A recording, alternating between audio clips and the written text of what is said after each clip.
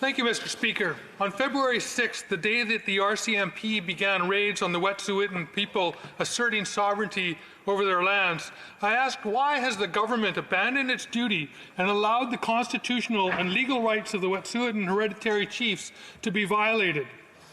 Since early January, the hereditary chiefs had been asking for meetings with the federal and provincial governments to help them deal with the issues they were facing with the Coastal GasLink project. I traveled to Wet'suwet'en territory on January 19th, and I met with the hereditary chief, traveled through the territory, learned about the Wet'suwet'en law, and met with the RCMP detachment commanders in Smithers and at the Community Industry Safety Office, 25 kilometers off the highway out in the bush. The RCMP told me that as long as there was dialogue, they would not act on the Coastal GasLink injunction. The Wet'suwet'en had proposed alternate routes for the pipeline 6 years ago. Instead of compromising and using an existing pipeline route, Coastal GasLink pushed their project through a pristine and culturally sensitive area. Coastal GasLink is running their pipeline down the historic Queese Trail, which is thousands of years old. This area contains archaeological sites and burial grounds. The area is used for cultural training of the Wet'suwet'en youth. It's an area used for hunting, gathering, trapping, and other cultural practices. The Unistoten camp was established in the area 10 years ago to assert sovereignty and now includes a well-established healing center. I have a map on my desk of the alternative routes, a description of these routes provided by Pacific Trails Pipeline, another pipeline company working in the area. I have the documents outlining Coastal GasLink's refusals to consider these alternate routes because of the cost, and I have a petition to the Supreme Court of BC by the Office of the Wet'suwet'en outlining a long list of non-compliance by Coastal GasLink of the terms and conditions set out by the Environmental Assessment Office in BC, including the damage done to archaeological sites without a proper assessment of those sites. A week before the raids, I gave Prime Minister Trudeau a letter in person and asked him to take time to meet with the hereditary chiefs. The Prime Minister's response was that this was a provincial issue, not a federal issue. I told him that it was a federal issue. The federal government is responsible for the Indian Act, the reserve system, and the nation-to-nation relationship with First Nations. Let's review the constitutional and legal rights of the Wet'suwet'en hereditary chiefs.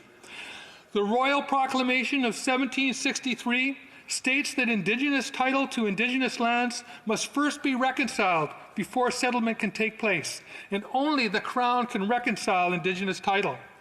Section 35(1) of the Constitution Act of 1982 recognizes and affirms Aboriginal and treaty rights.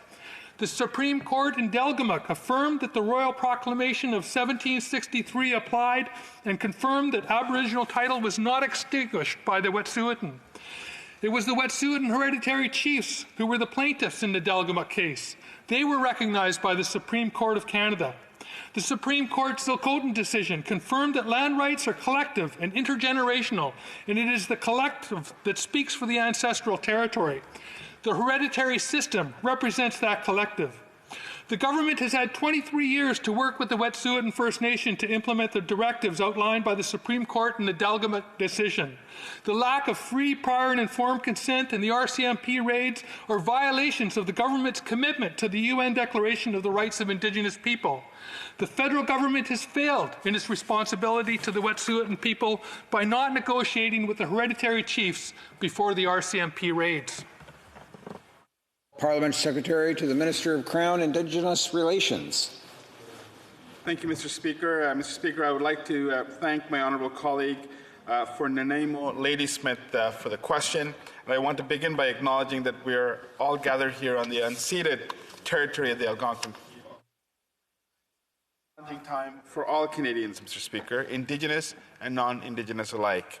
We all want a peaceful and rapid resolution that brings down the blockades and advances dialogue with the Wet'suwet'en. Our government has been working around the clock to resolve this issue in a peaceful and lasting way. That's why Ministers of Crown-Indigenous Relations has been in regular communication with the Wet'suwet'en hereditary chiefs throughout the past week.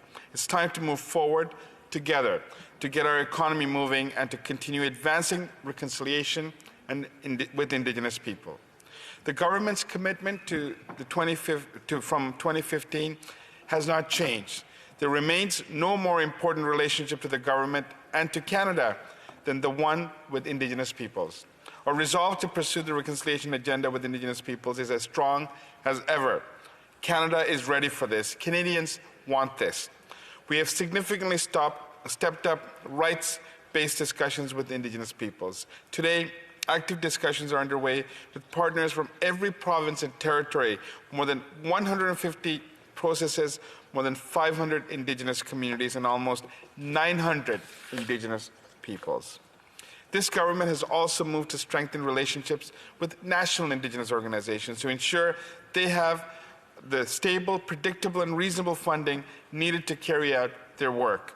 To ensure key issues are regularly discussed at the highest levels, the Government of Canada established the permanent bilateral mechanisms with First Nations, Inuit, and Métis leaders to identify each community's joint priorities. We continue to make progress on implementing the Truth and Reconciliation Commission's calls to action, and the Truth and Reconciliation Commission said, the UN Declaration of the Rights of Indigenous Peoples charts a path for reconciliation to flourish in the 21st century in Canada.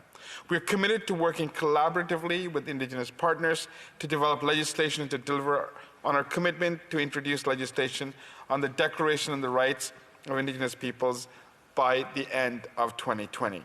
We were disappointed when the Conservative leader blocked Bill C-262 in the other House during the last Parliament, and we will ensure that our government legislation fully respects the intent of the Declaration and establishes Bill C-262 as the floor and not the ceiling. And in conclusion, Mr. Speaker, there are many hopeful signs, but there's also much work that remains to be done. Thank you. Member for Nanaimo, Ladysmith. Thank you, Mr. Speaker. The results of not negotiating with the Wet'suwet'en chiefs led to the RCMP enforcing the injunction, and it's led to a reaction across Canada. Nobody should be surprised. Indigenous people across Canada have said that they would stand together when a First Nation is attacked. The results? Hundreds of protests, blockades, and occupations across this country. Now the Wet'suwet'en hereditary chiefs are demanding that the RCMP completely withdraw from their traditional territory, including the removal of all the expensive infrastructure related to the Community Industry Safety Detachment out at kilometre 29 on the Morris Forest Service Road, and that Coastal GasLink cease all operations in the territory. This government must stop failing in their duty to the Wet'suwet'en people. It's time to apologize, meet these demands, and meet with the hereditary chiefs. Parliamentary Secretary to the Minister of Crown-Indigenous Relations. Mr. Speaker, we need to work in true partnership. Together, we can find a path towards a better future and reconciliation with Indigenous peoples. We've already started down this path, and we will keep walking together, inspired by and joined by our youth who are leaders, not only of tomorrow, but already today.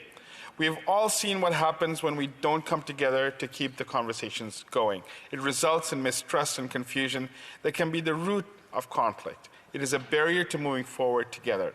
Yes, these are challenges. The hard work ahead is worth the effort, and all of us will benefit in striving for a better present and future for Indigenous peoples and all Canadians. Thank you, Mr. Speaker.